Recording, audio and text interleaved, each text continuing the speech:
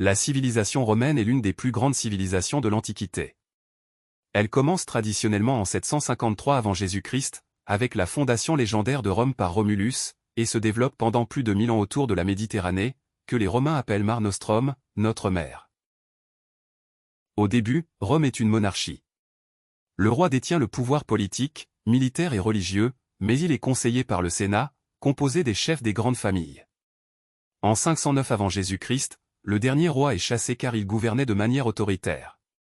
Rome devient alors une république, un régime dans lequel le pouvoir n'appartient pas à un seul homme. Les citoyens élisent chaque année des magistrats, notamment 2 consuls, chargés de diriger l'armée et de gouverner la cité. Cependant, la République reste dominée par les patriciens, tandis que les plébéiens doivent lutter pour obtenir davantage de droits, comme l'accès aux magistratures et des lois écrites. Pendant la République, Rome connaît une expansion territoriale spectaculaire.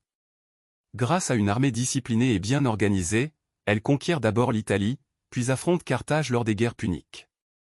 Après ces victoires, Rome devient la principale puissance de la Méditerranée. Les richesses affluent, mais cette expansion entraîne aussi de graves problèmes, inégalités sociales, corruption et rivalité politique.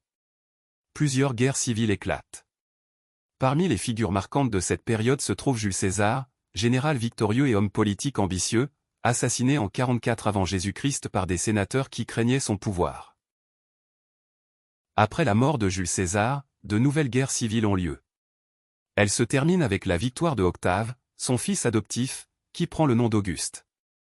En 27 avant Jésus-Christ, il devient le premier empereur romain.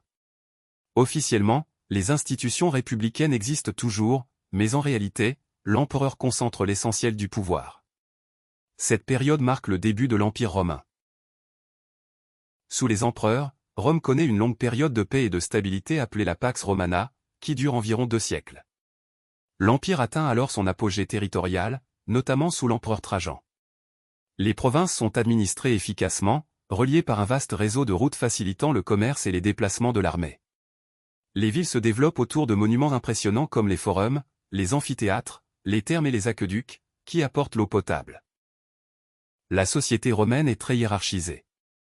On distingue les citoyens romains, les étrangers libres et les esclaves, qui représentent une part importante de la population. Les Romains accordent une grande importance au droit, qui sert de base à de nombreux systèmes juridiques modernes.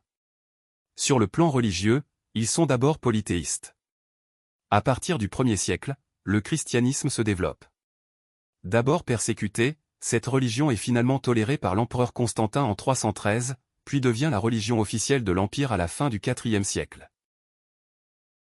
À partir du IIIe siècle après Jésus-Christ, l'Empire romain entre dans une période de crise profonde. Les empereurs se succèdent rapidement, souvent assassinés, l'économie se fragilise et les frontières sont menacées par des invasions. Pour mieux gouverner un territoire trop vaste, l'Empire est définitivement divisé en 395 en 2 parties, l'Empire romain d'Occident et l'Empire romain d'Orient. L'Empire romain d'Occident, affaibli, disparaît en 476, lorsque le dernier empereur est renversé. En revanche, l'Empire romain d'Orient, aussi appelé Empire byzantin, survit près de 1000 ans avec pour capitale Constantinople, avant de tomber en 1453. Pour conclure, la civilisation romaine a laissé un héritage considérable. Son influence se retrouve encore aujourd'hui dans nos langues, nos lois, notre architecture et notre organisation politique.